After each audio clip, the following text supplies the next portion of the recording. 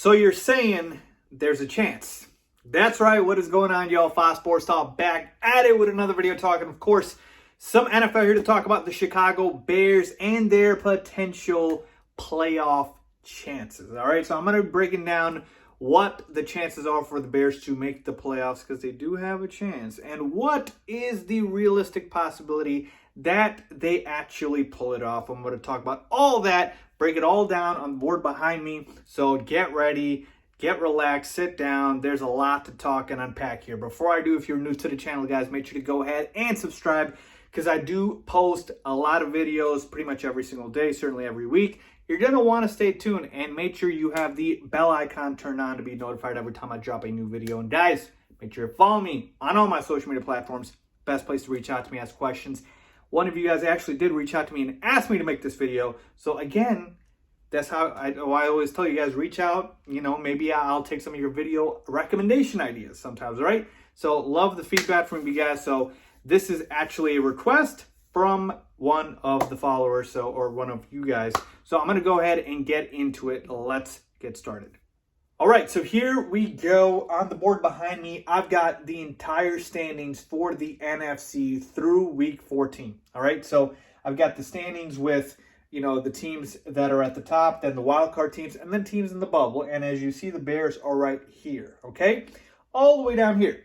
So right now, the Bears have about a 20% chance to make the playoffs.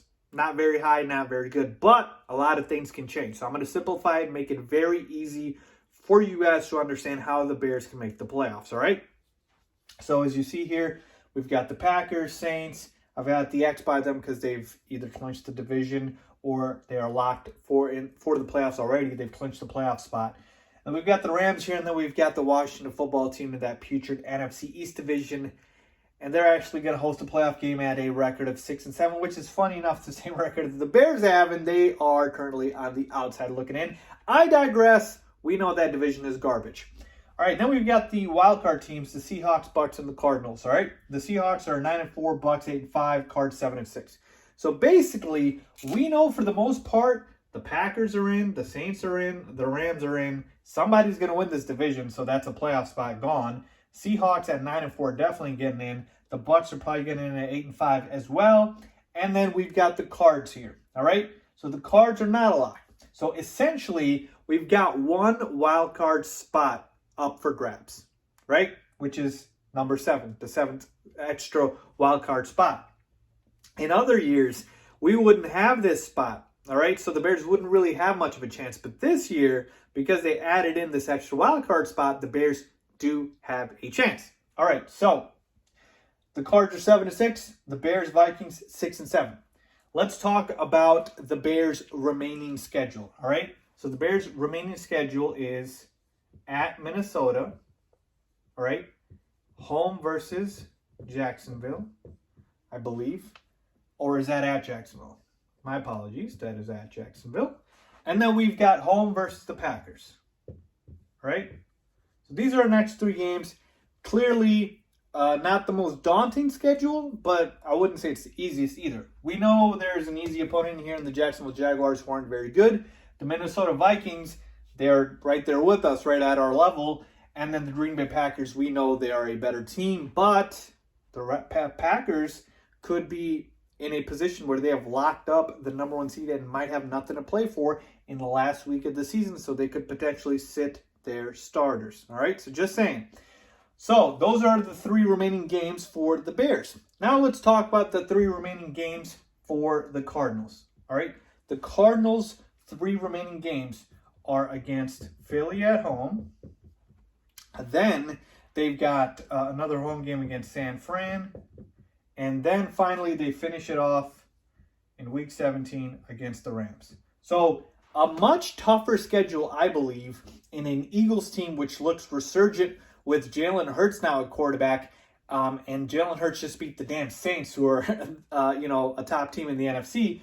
And they've got a 49ers team. It's a division team. It's always hard to play division opponents. They're pretty gritty. And then you got the Rams, who are one of the best teams in football. So I would say the Cardinals have a tougher schedule than the Bears, all right? Then I can also tell you the Vikings schedule here. So let me just say this is Arizona. This is Chicago. And then we've got Minnesota's schedule here. All right, but the Vikings schedule really doesn't matter as much as you guys think, and I'll tell you why. So they've got, obviously, the Bears at home. Then they go on the road at New Orleans. And then they finish it off at Detroit. So, again, a tough game here with the Saints. They play the Bears. Obviously, this is going to be a tough game. And then maybe an easy game here. But the reason why this game doesn't matter, or why the schedule for the Vikings does not matter, is because this game right here, this against the Bears, right, in Week 15, this is the game that essentially decides if the last spot is going to go to the Bears, or, excuse me, I should say, if the last spot is going to be being in a position where the Bears are competing for it or the Vikings are. All right? Whoever wins this game essentially knocks the other team out from competing with Arizona.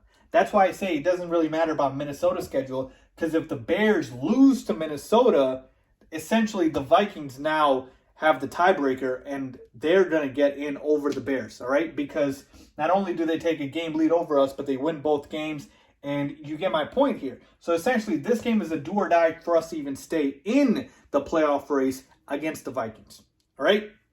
So it is imperative, it's a must win against the Minnesota Vikings, all right? Then, let's say the Bears win against the Minnesota Vikings. What happens then? All right, so let me lay out the scenario for you. You're at the Vikings in Week 15. Let's say the Bears win that one, all right? Let's say they beat the Jaguars, which is very possible. The Jaguars aren't a very good team. And let's say they lose to the Green Bay Packers.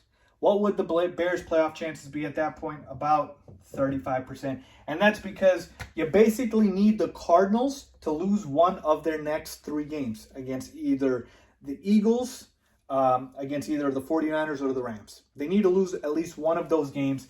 And the Bears, if the Bears went out, all right? So keep that in mind here. So in this instance, 35%, but let's say they went out, right? Let's say they went out. Now it jumps to 93%, all right? If the Cardinals win out and the Bears win out, the Cardinals get in because they have a game lead over us. Simple enough, right? If the Bears win out and the Cardinals lose one game, the Bears get in. Got it? If the Bears lose one game and the Cardinals lose one game, the Cardinals get in. If the Bears lose one game and the Cardinals lose 2 games, the Bears get in. So again, there's a lot of scenarios here, but keeping it very simple for you guys, I'll just say this. Minnesota must win. Must win. There's no doubt about it, okay? So this is a must win for the Bears. Then against Jacksonville, that's also a must win. But the point is, Minnesota is more of a must win because, again, it gets rid of us competing with the Vikings. All right? Then against Jacksonville, it is a must win as well. But it depends on what happens with the Cardinals. So if the Cardinals lose to the Eagles, the 49ers, and the Rams, I mean, then yeah, the Bears don't have to worry as much because they just have to win one game. They just have to win, let's say, the Jaguars game, right? Because the Cardinals will lose 3 games at that point. But I'm pretty sure the Cardinals aren't going to lose all 3. So keep that in mind here. I would say the easiest way to understand it is the Bears need to win against Minnesota. They pretty much need to win out for them to have a legitimate shot, or they're just expecting a collapse from the Cardinals, right? So must win against Minnesota. You pretty much do need to win out unless the Cardinals collapse. And they would very well could. I'm not saying they can't, but they very well could. So we've got both things at play here. The Bears need to win out and control their own destiny, but they also don't control their own destiny because if the Cardinals win out, then the Bears still don't get in. So there you have it, folks. I hope that explains the scenarios for how the Bears can get in the playoffs.